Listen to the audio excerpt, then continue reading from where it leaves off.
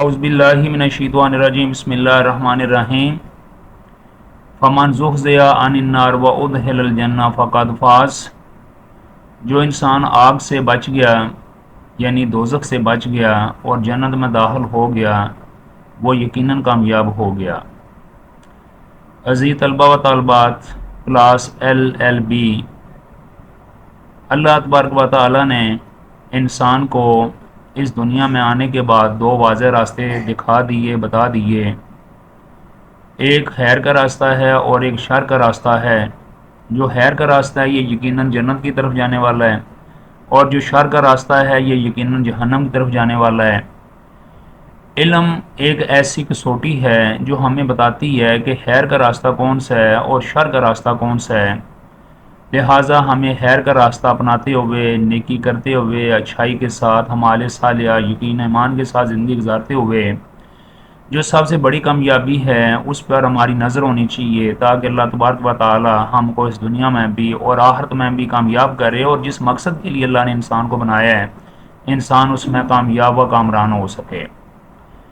आज की जो हमारी क्लास LLB की है, इसका जो सब्जेक्ट है वो सोशियोलॉजी है और सोशियोलॉजी जो सब्जेक्ट है उसमें जो टॉपिक मैंने आज लिया है वो है क्राइम्स एंड इट्स टाइप्स, यानी क्राइम्स क्या होते हैं और जो क्राइम्स हैं उनकी मुख्तलिफ इकसाम कौन कौन सी हैं। आज इन पे बात होगी।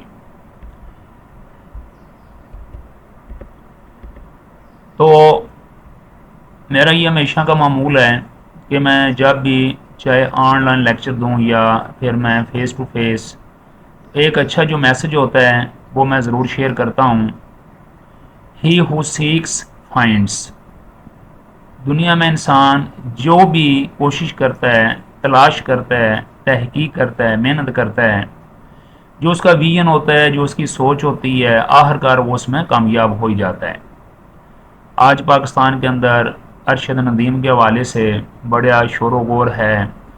उन्होंने जी गोल्ड मेडल जीत लिया, लेकिन उससे ज़रा जाके ये भी पूछें कि इस गोल्ड मेडल के लिए उसने कितने अरसा हाइश की थी, कितने अरसा मेहनत की थी। तो किसी भी बड़ी कामयाबी के पीछे एक सोच होती है, कोशिश होती है, फिर वो कामयाबी मिलती है। उस कामयाबी को आप कह सकते हैं सक्सेस। लिहाजा ही हु सीक्स फाइंड्स।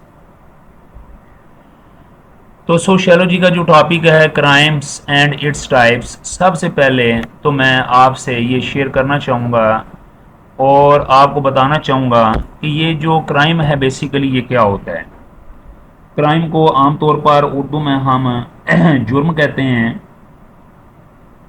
जो भी इंसान को जुर्म वगैरह करता है या कोई ऐसा काम जो गैर कानूनी काम है, इसकी जो डेफिनेशन सोशियोलॉजी की ज़बान में है, मैं पहले एक आसान सी आपको बताऊंगा, फिर ज़रा मुश्किल, फिर उससे मुश्किल, फिर उससे मुश्किल। तो सबसे पहले आसान से मुश्किल की तरफ हम जाएंगे। डेफिनेशन ऑफ क्राइम, यानी जो लफ्ज़ क्राइम है इसकी बेसिकली डेफिनेशन क्या है। ठीक है, तो इसकी जो आसान डेफिनेशन है वो ये है। मैंने क्योंकि 3-4 आपको लिखानी है तो इसलिए मैं ये चाह रहा हूँ कि आपको ये जो है ना ये, तो सबसे पहली जो आसान डेफिनेशन है वो ये है, breaking the law, breaking the law is called a crime, is called a crime. कानून को तोड़ना ये जुर्म है। ये आसान तारीफ है, बहुत आसान। मैंने पहले बताया कि मैं हमेशा आसान से मुश्किल की तरफ, ये मेरा उसूल है टीचिंग का। ये तो हो गया ब्रेकिंग द लॉ, ये आसान डेफिनेशन है। अब जरा इससे मुश्किल है, वो है an act that breaks the law and is punishable. ये होगी बच्चों इसकी दूसरी डेफिनेशन होगी। ठीक है, एक आसान आसान, अब ज़रा थोड़ी सी मुश्किल है, अब उससे भी ज़रा थोड़ी सी डिफ़िकल्ट मैं बताना चाहूँगा। crime is an act or behavior that breaks the law and is punishable by the government. ये है इसकी तीसरी डेफिनेशन। ठीक है,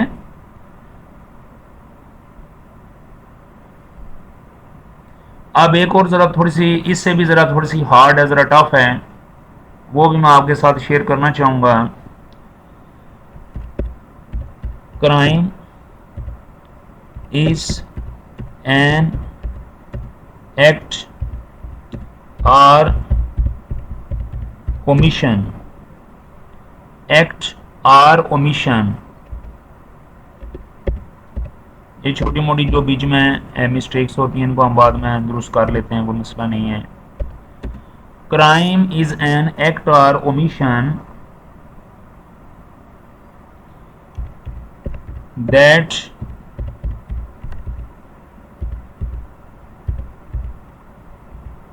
violates a law and is punishable by the state, that is punishable by the state. These are the four important definitions of crime. As you know that the word crime is very important and it is considered a destabilization agent of any society. So it is very important to understand its meaning, and as you are the students of LLB law, you must be aware the concept of crime, because in future you will handle the cases that will be consist of the crime and crimes and related to crime. So it is very necessary to understand its nature and its core realities and also its types. The first definition is breaking the law is called a crime. कानून को तोड़ना ये जुर्म कहलाता है। दूसरा, an act, एक ऐसा काम दैट ब्रेक्स द लॉ, जिसके ज़रिए कानून को तोड़ा जाता है, एंड इज़ पनिशेबल, और वो काबिल सज़ा होता है।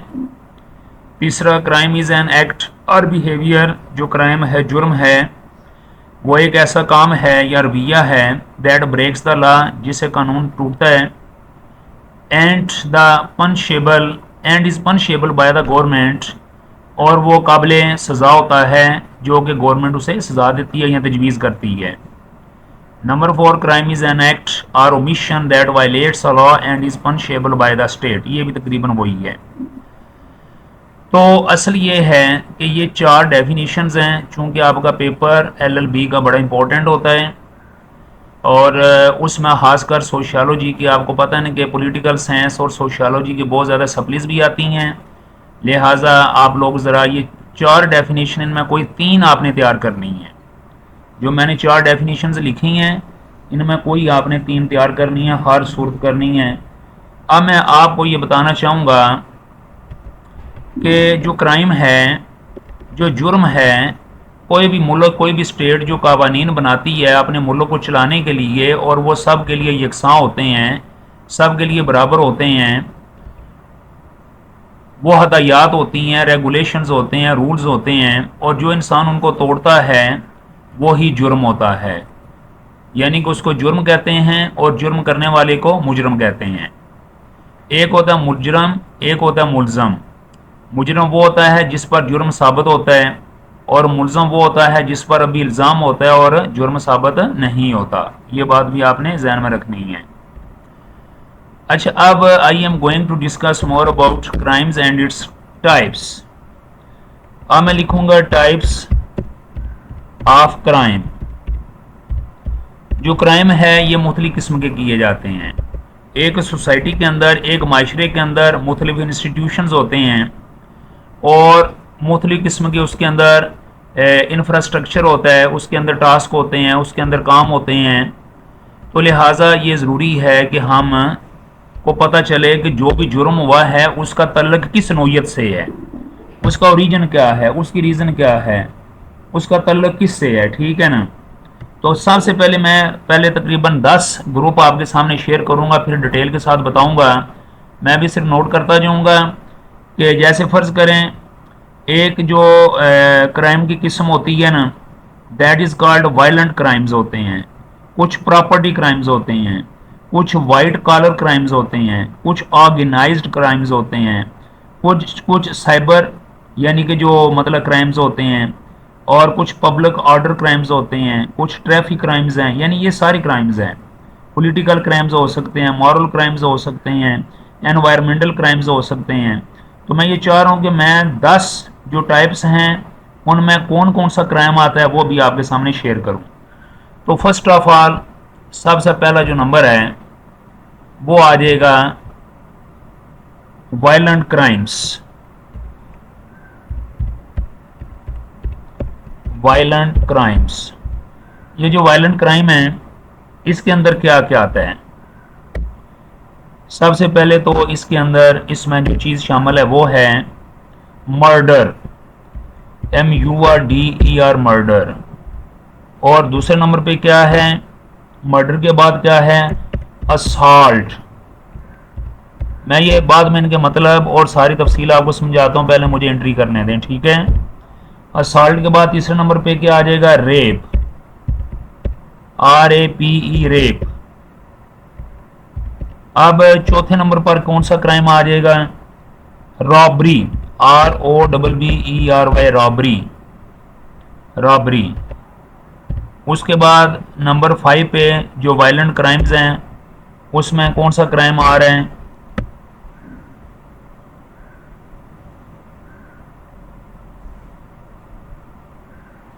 उसमें ये ज़्यादा चार जो है ना, ये 4 ही हैं इसके अंदर। वायलेंट क्राइम्स है, मर्डर है, असॉल्ट है, रेप है, रॉबरी है, और एक और होगा किडनैपिंग, किसी को ना किडनैप करना, किडनैपिंग।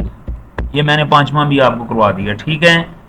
अब ये जो 5 हैं इन सब का तल्लुक जो है ना ये वायलेंट क्राइम के साथ है। ये टाइप्स हैं ना, तो इसलिए मैं चाह रहा हूँ कि आप इनको पहले ये देखें। तो इन सब का जो तल्लुक है वो किससे, वायलेंट क्राइम से है। अब अगली स्लाइड पे चलते हैं, उस पे जाके मैं जो नेक्स्ट है उसके हवाले से आपको बताऊंगा कि नंबर 2 पे कौन सा क्राइम आ रहा है, कौन सा ग्रुप ऑफ क्राइम आ रहा है। तो उसमें आता है property crimes, PROPERTY property, CRIMES। ये प्रॉपर्टी क्राइम्स हैं जो कि दूसरे नंबर पे आ रहे हैं। तो इसमें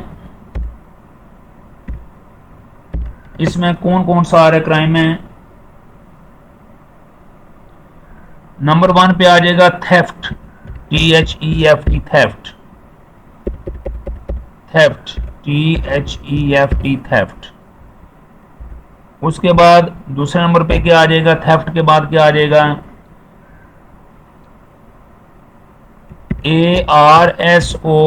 ARSON। तीसरे नंबर पे क्या आ जाएगा, बर्गलरी, BURGLARY। नंबर 4 पे क्या आ जाएगा, वेंडलिज्म, VANDALISM। तो ये बच्चों प्रॉपर्टी क्राइम्स के अंदर थेफ्ट है, एर्सन है, बर्गलरी है और वेंडलिज्म है। इनकी तशरीह मैं आपको बाद में समझाता हूँ, अभी मैं सिर्फ नोट कर रहा हूँ। ठीक है। अब नेक्स्ट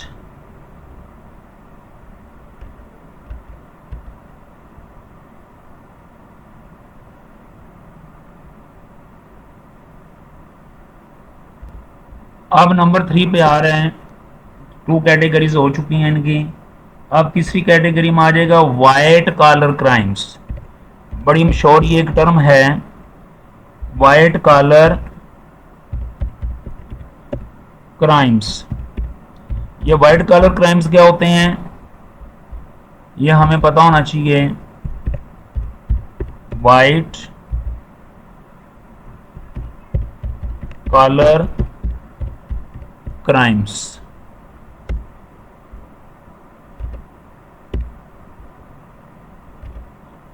अच्छा इसमें वाइट कलर क्राइम में सबसे पहले नंबर पे आ जाएगा fraud, FRAUD fraud.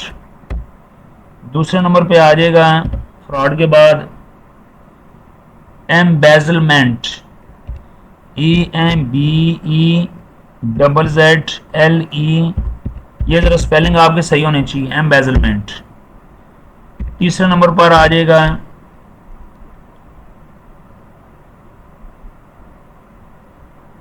Bribery, BRIBERY, bribery. और चौथे नंबर पे आ जाएगा ब्राइबरी के बाद money laundering, MONY, money laundering, LAUNDERING, money laundering. ये है तीसरी टाइप, ठीक है।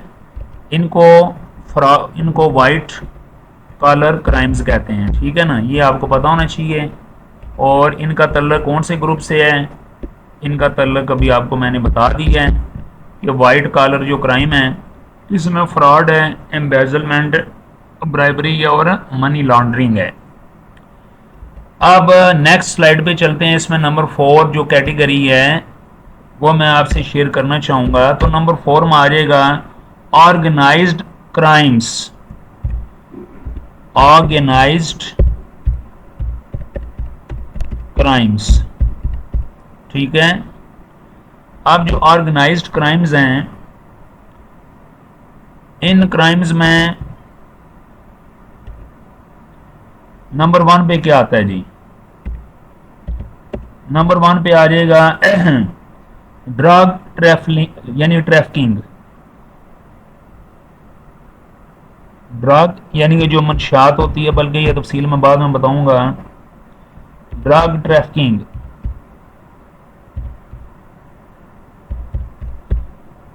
उसके बाद नंबर 2 पे आ जाएगा ह्यूमन ट्रैफिकिंग, ह्यूमन TRAFFICKING। और तीसरा नंबर आ जाएगा gang related activities, gang related activities.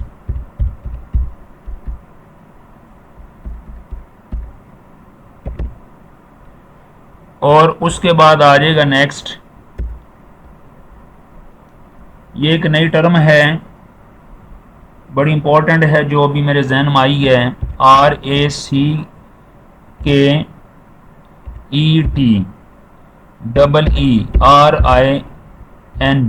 रेक्टीरिंग, ठीक है, racketeering. These are the 4 important यानी कि crimes which are related to the group of organised crimes.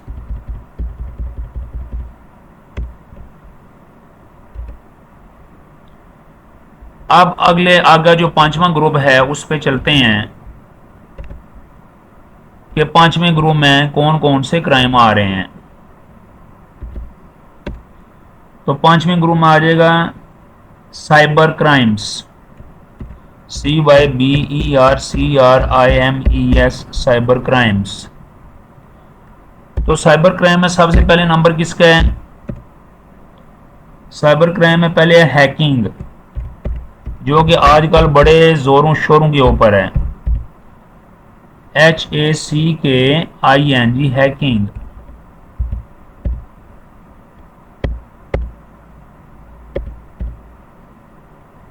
Hacking के बाद दूसरे नंबर पे आ जाएगा आइडेंटिटी थेफ्ट, आइडेंटिटी थेफ्ट। तीसरे नंबर है ऑनलाइन हैरेसमेंट, ऑनलाइन हैरेसमेंट। और नंबर 4 पे है cyber stalking.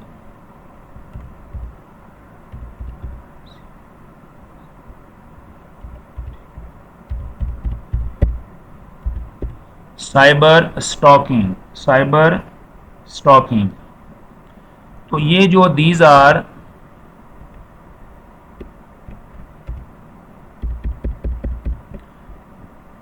Cyber crimes, hacking, identity theft, online harassment और साइबर स्टॉकिंग।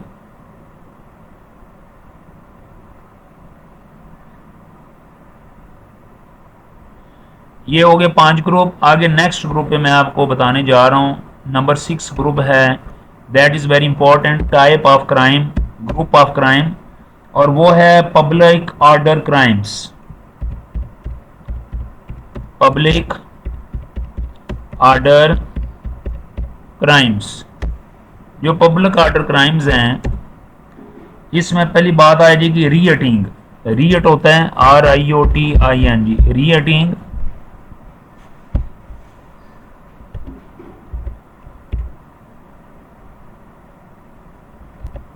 रीअटिंग के बाद जो दूसरे नंबर पे है,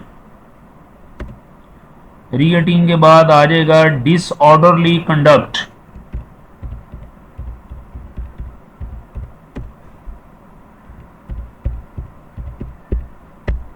और बच्चों तीसरे नंबर पे आ जाएगा वैग्रेंसी, VAGRANCY, वैग्रेंसी।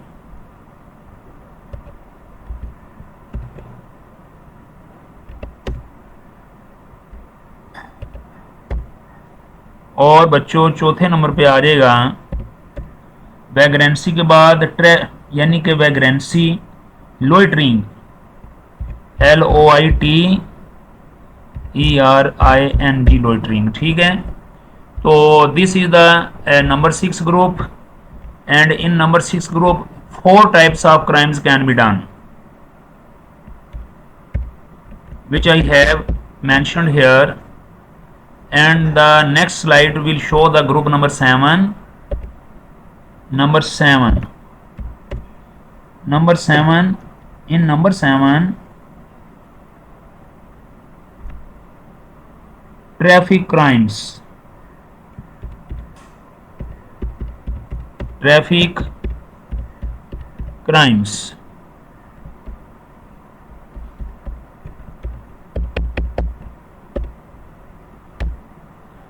Traffic crimes. In traffic crimes, the number 1 is very important, DUI. The number 1, DUI. DUI, it is, it stands for D का मतलब होता है driving under the influence. Driving under the Fluence, driving under the Fluence. And the second one is number 1, तो मैंने बता दिया। The second one is over speeding। Yes, over speeding। And the third one is hit and run। Hit and run। And the number 4, hit and run, and the number 4 is reckless driving।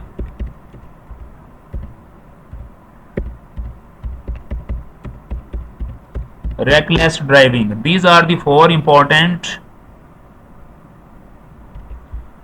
So dear student, these are the main important 4 subgroup of traffic crimes: DUI, overspeeding, hit and run, reckless driving। The next slide, on next slide number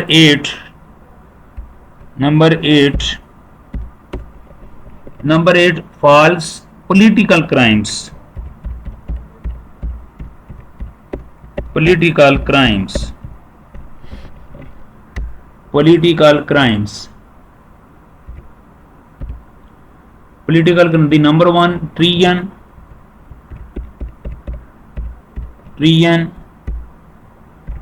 The next one sedition.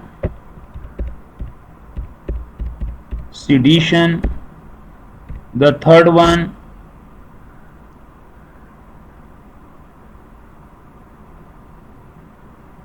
espionage.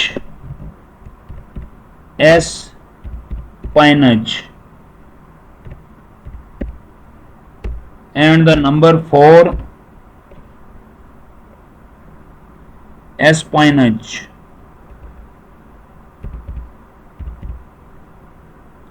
And the number 4 is terrorism.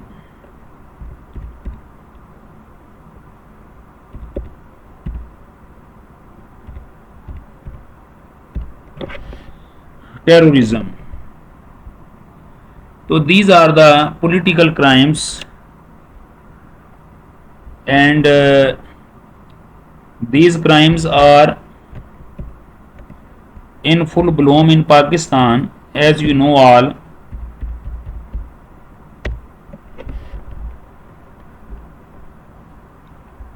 आगे number 9 है, number 9 पे आ जाएगा moral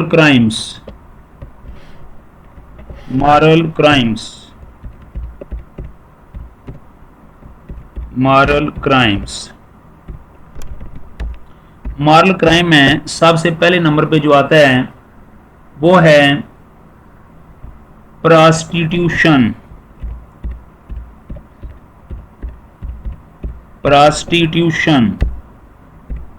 उसके बाद जो number 2 पे आता है वो है gambling.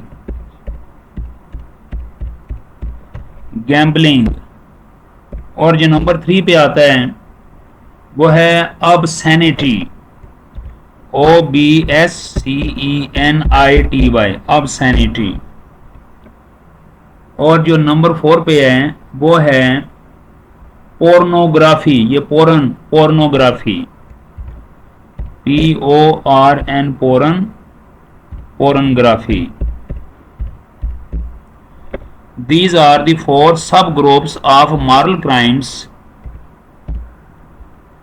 and these are very important in this regard when we compare them with the word moral agenda. Prostitution, PROSTITUTION, prostitution, gambling, obscenity, pornography. This group stands at the number 9. The next number is 10, and it is the last type of kind which I would like to share with you all: environmental crimes.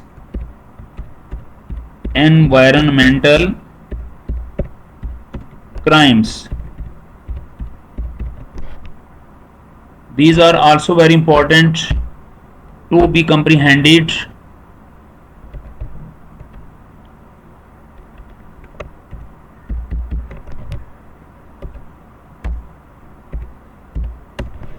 Environmental crimes के अंदर जो सबसे important चीज़ है, जो कि इस वक्त world wide issue भी है, ओजोन के लिए खतरा भी है, माशरों के लिए खतरा है, सेहत के लिए खतरा है, दैट इज कॉल्ड पॉल्यूशन।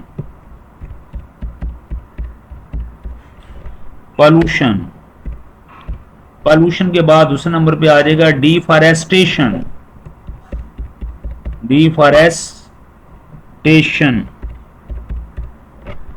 और जो नंबर 3 है उस पे आ जाएगा wild life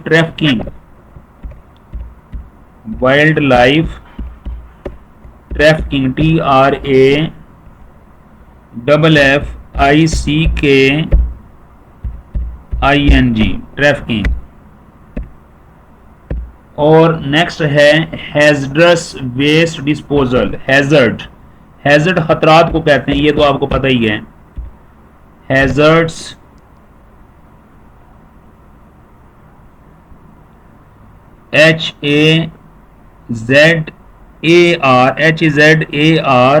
HAZARDOUS, hazards waste disposal. So these are the 10 important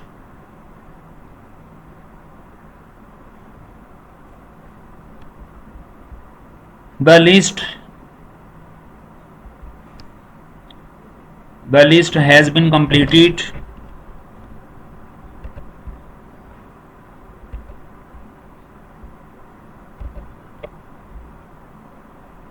Now I would like to explain them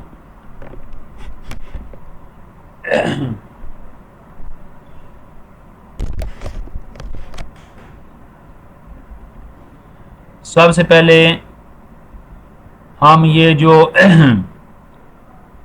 crime है, जो वायलेंट क्राइम है,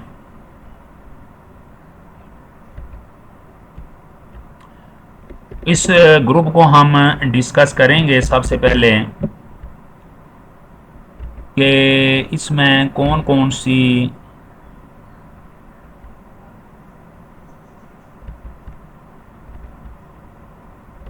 वायलेंट क्राइम। मर्डर,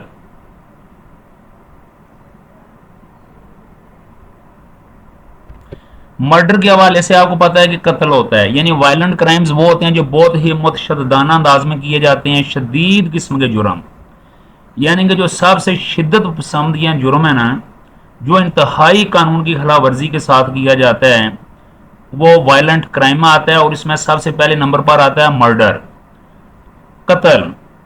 कत्ल की भी दो किस्में हैं, आपको तो पता ही है। एक कत्ल उम्मद होता है और एक कत्ल खता होता है। कत्ल उम्मद यह है कि जानबूझ के विद इरादे के साथ इंटेंशनली किसी को कत्ल करना, पूरी प्लानिंग करके किसी को मारना, सोर्स वगैरह इकट्ठे करके किसी को मारना, उसको बोलते हैं कत्ल उम्मद। एक है कत्ल खता। कत्ल खता ये होता है कि गलती से बाय चांस, पता नहीं होता, जैसे गाड़ी पे बंदा जा रहा है, अचानक को नीचे आ गया, अच्छा मतलब है कि बंदा शिकार करने जा रहा है और इंसान है जो शिकार है या जो फायर है वो जानवर के ऊपर किया, बीच में किसी बंदे को लग गया है, तो ये कत्ल खता होता है, ठीक है ना। तो बार ये दोनों जो है ये वायलेंट क्राइम के अंदर आते हैं। तीसरे नंबर पे, और आपको पता है कि ये जो कत्ल उम्मद है, इसके हवाले से कुरान पाक में अल्लाह ने यह भी फरमाया कि वमें यक़्तुल मोमिनन मुतअम्मिदन फजज़ाउ जहन्नम हुम फ़ीहा खालिदून, जो इंसान किसी मुसलमान को जानबूझ के कत्ल करेगा वो हमेशा हमेशा दोज़ख में रहेगा।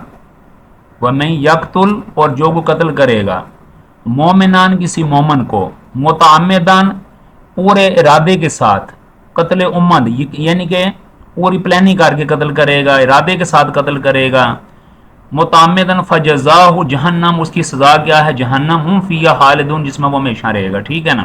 तो ये वैसे मैंने आपको एहतियातन बता दीगा। अब वायलेंट क्राइम के अंदर दूसरा आता है असाल्ट। असाल्ट का मतलब होता है किसी पर उसकी जान लेने के लिए हमला वगैरह करना, उसको मारने के लिए हमला करना। आगे से मार गया तो मार गया, अगर मार गया तो मर्डर हो जाएगा, अगर बच गया तो बल ये आपकी तरफ से ये एक बहुत बड़ा जुर्म हो जाएगा, ठीक है ना। अब तीसरे नंबर पर रेप आता है। तो रेप जो है ये तो आपको पता ही है ये कितना घिनौना जुर्म है, यानी कि जना बिल जबर करना। उसके बाद राबरी है। राबरी होता है किसी को लूट लेना, किसी की जायदाद है, पैसे हैं, जेब में वो बंदा जा रहा है, उसको लूट लेना, उससे पैसे छीन लेना, उसका साजो सामान ले लेना। और नंबर 5 पे आ जाएगा किडनैपिंग, कि किसी को अगवा कर लेना। अगवा में कोई बंदा भी हो सकता है, और मिसाल के तौर पर ये है कि इसमें कोई बच्चा भी हो सकता है, और मुख्तलिफ केसेस वगैरह में भी। तो किडनैपिंग बेसिकली अगवा होता है, जिसको अबडक्शन भी कहते हैं। तो ये वायलेंट क्राइम्स की लिस्ट में आते हैं नंबर 5। फिर दोबारा मैं बता रहा हूँ, murder, assault, rape, robbery and kidnapping. ये था पहला ग्रुप जो मैंने आपसे यानी कि आपको लिखाया हुआ है, बताया हुआ है। उसके बाद नंबर 2 पे आता है प्रॉपर्टी क्राइम्स। आजकल जो प्रॉपर्टी है ना, आपको तो पता नहीं कि बड़े ही मसाइल हैं, बड़े ही रोले हैं, बड़ी ही गड़बड़ हैं। और हमारे माहौल के अंदर, हमारे माशरे के अंदर मिसाल के तौर पर ये है कि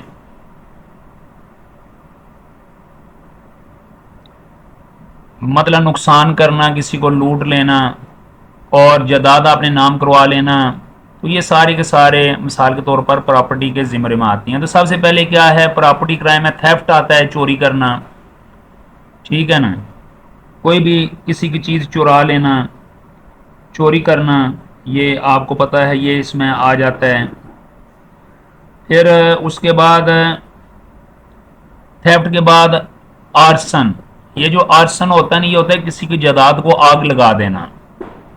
आर्सन का मतलब क्या होता है, किसी की जायदाद को, किसी की कीमती अशिया को आग लगा देना। तो ये भी ज़ाहिर एक बहुत बड़ा जुर्म है। बाज़ लोग हसद में ऐसा करते हैं, बाज़ लोग लड़ाई झगड़े में दूसरों से दुख पीटने के लिए ऐसा करते हैं, जो कि एक बहुत ही बुरा अमल है और ऐसा नहीं होना चाहिए, लेकिन लोग करते हैं।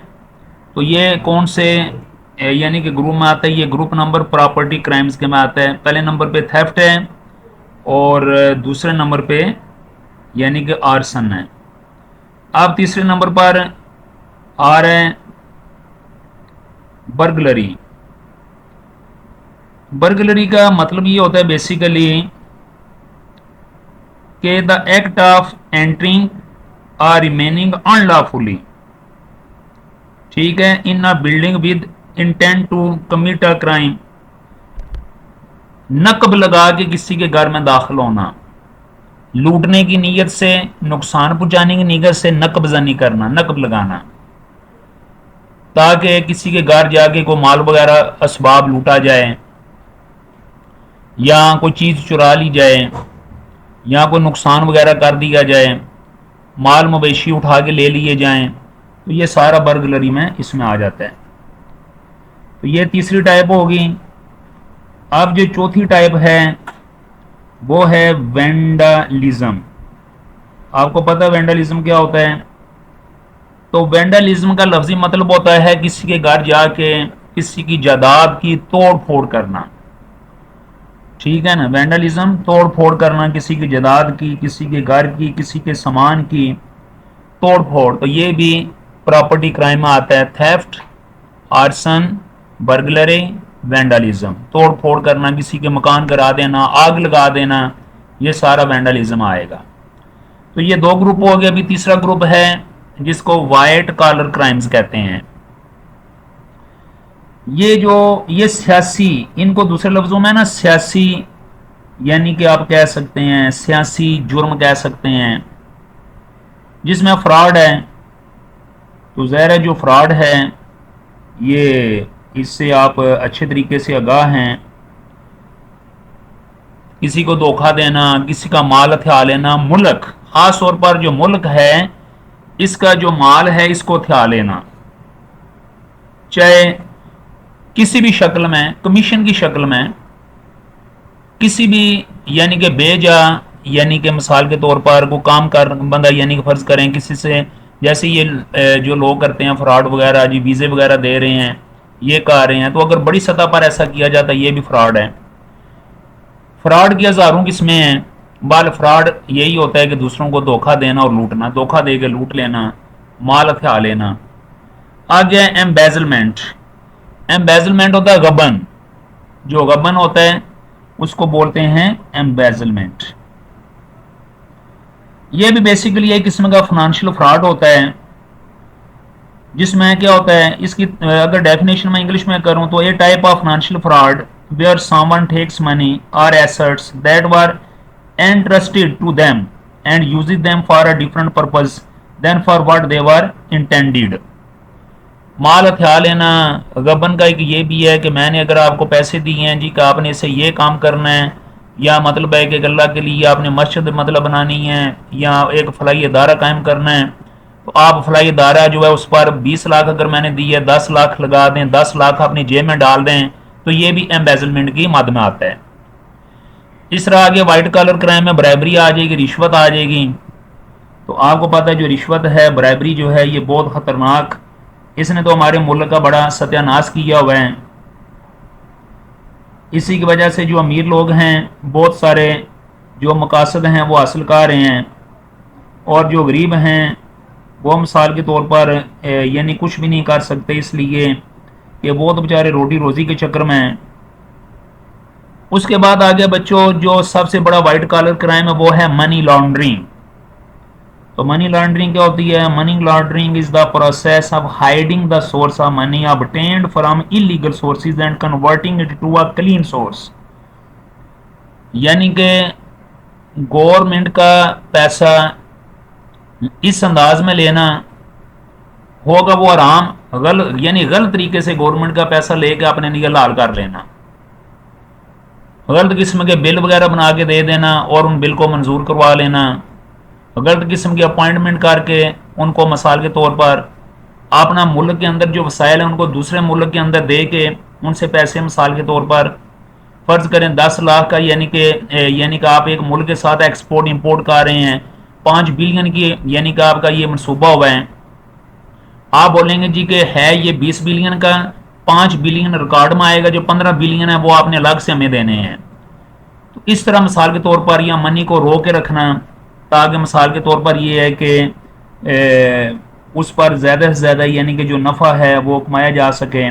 बल ये ज़्यादा ज़बरदस्त डेफिनेशन यही है कि money laundering is the process of hiding the source of money obtained from illegal sources, यानी गैर कानूनी ज़राए से जो भी दौलत हासिल होती है उसको छुपा के रखना, and converting it to a clean source, फिर उसको यानी कि जो आराम यानी कि लाल जरिया है उसमें कन्वर्ट कर देना।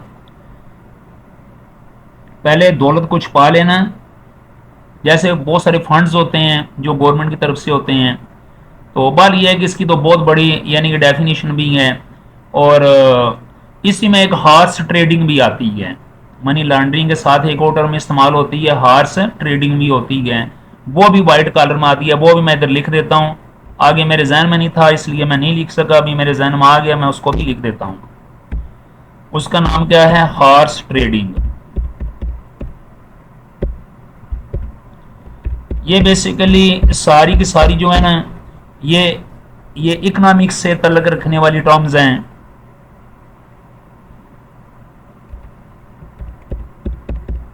हॉर्स ट्रेडिंग, तो ये 5 हैं जी, ये इसमें ये पांचों के पांचों जो हैं ये वाइट कॉलर क्राइम्स में आते हैं। उसके बाद है ऑर्गेनाइज्ड क्राइम्स, वो क्राइम जो कि बड़े सोच समझ के किए जाते हैं, इनके पीछे पूरा एक नेटवर्क होता है। तो आप उसमें सबसे पहले क्या आ जाता है? ड्रग यानी ट्रैफिकिंग, यानी जो मंशियात है उसको एक जगह से दूसरी जगह मुंतकिल करना, ये भी एक बहुत बड़ा जुर्म है।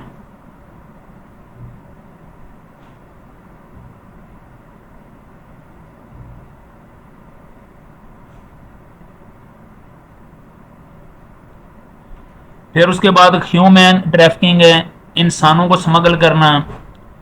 फिर गैंग रिलेटेड एक्टिविटीज़, बहुत सारी जो गैंग्स हैं वो मुल्क के मतलब मिल के कभी कोई कार्रवाई करती है, कभी मुल्क की हालात भी ख़राब करते हैं, ये भी ऑर्गेनाइज्ड क्राइम होते हैं।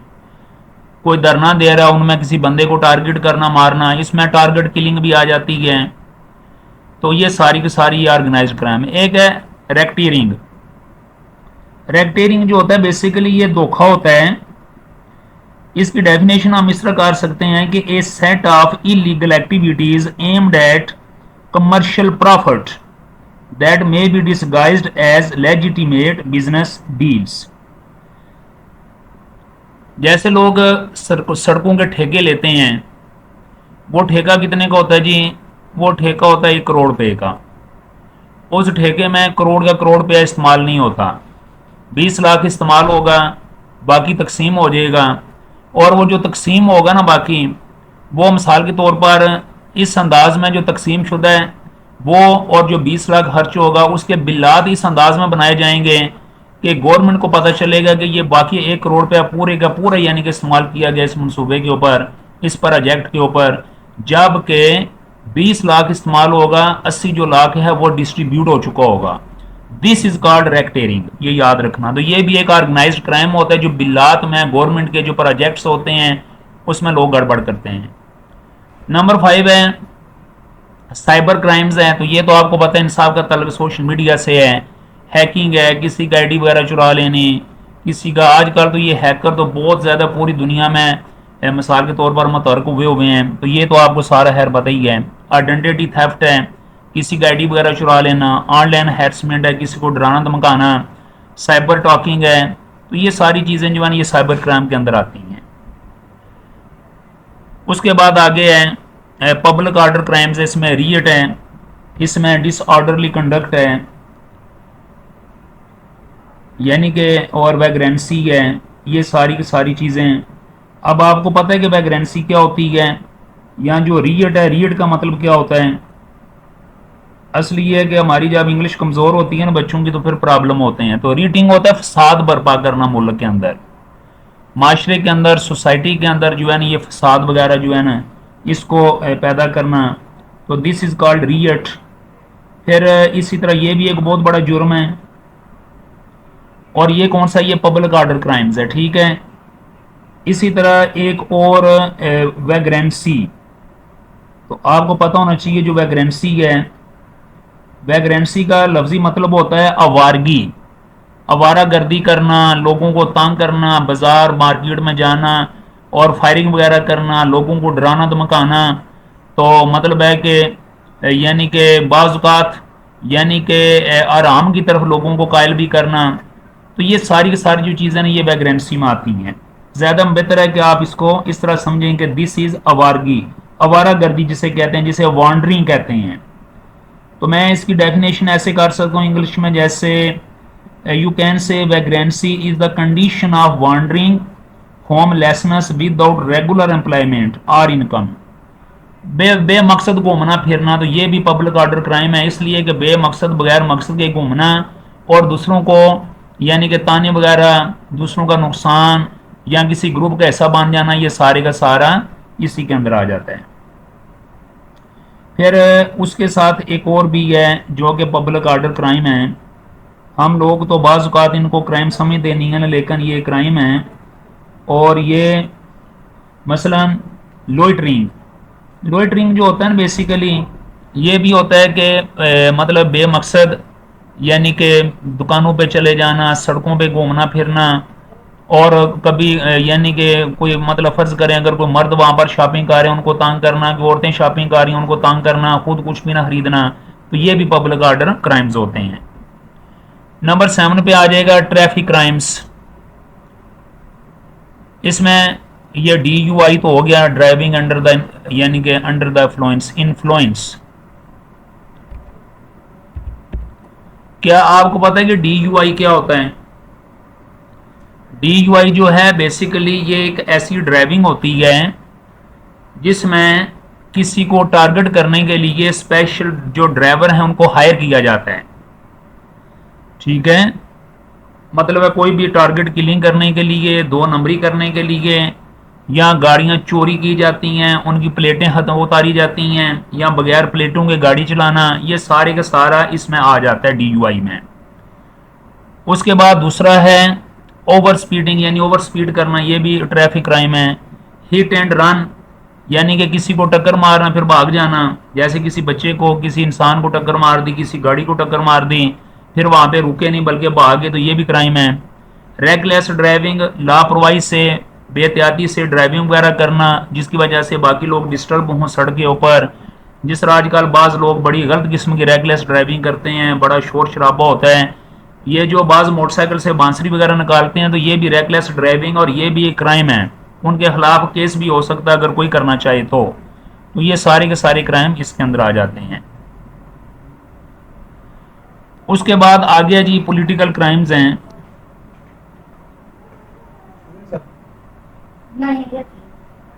जो पॉलिटिकल क्राइम्स हैं इसमें एक तो ट्रियन है, गद्दारी। चले गए। इसमें गद्दारी है,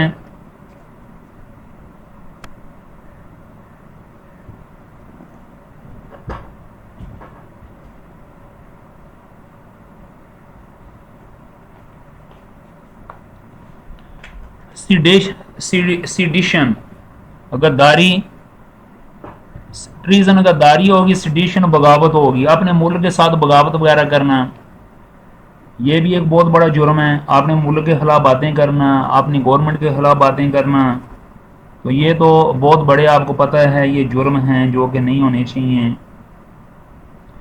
फिर एस्पाइनज जासूसी करना, आपने मुल्क की जासूसी करके दूसरों को रिपोर्ट देना। और टेररिज्म, ये आपको पता है कि ये टेररिज्म दहशत गर्दी होती है, तो ये सारे के सारे पॉलिटिकल क्राइम्स हैं।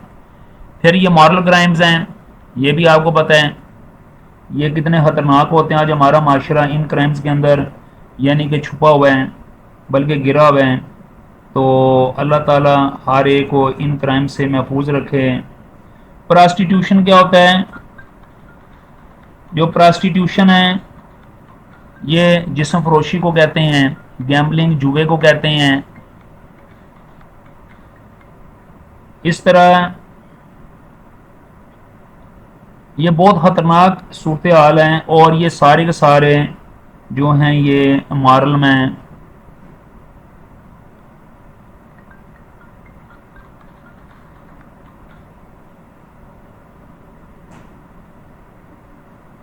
उसमें आते हैं।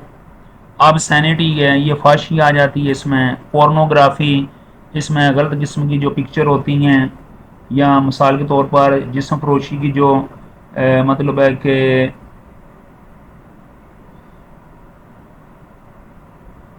ये बहुत एक ख़तरनाक एटीट्यूड है। ये भी फाशनगारी में आता है, लेकिन इसमें नंगी तस्वीर और ये सारी चीज़ें होती हैं, तो ये भी बहुत बड़ा जुर्म है। और एनवायरमेंटल यानी क्राइम है, आपको पता है पोल्यूशन है, डिफॉरेस्टेशन है। डिफॉरेस्टेशन क्या होता है? यानी जंगलों को काटना, पोल्यूशन आलूदगी पैदा करना। वाइल्ड लाइफ ट्रैफिकिंग, जो जंगली जानवर हैं उनको दूसरे मुल्कों में मुंतकिल करना, भेजना। हैज़र्ड्स वेस्ट डिस्पोजल, तो ये जो मतलब है कि मुख्तलिफ किस्म के जो डिस्पोजल बम धमाके वगैरह करके माशरे को आलूदा करना, ये सारी चीज़ें होती हैं, ये माहौलियाती जुर्म जराइम का हिस्सा होती हैं। तो अज़ीज़ तलबा व तलबात, मैं इसी के साथ आपसे इजाज़त चाहता हूँ। आज का लेक्चर बहुत लेंथी हो गया, तो थैंक यू वेरी मच। अगर आपको किसी चीज़ की समझ ना आई हो, आप मुझसे वो बाद में भी डिस्कस कर सकते हैं।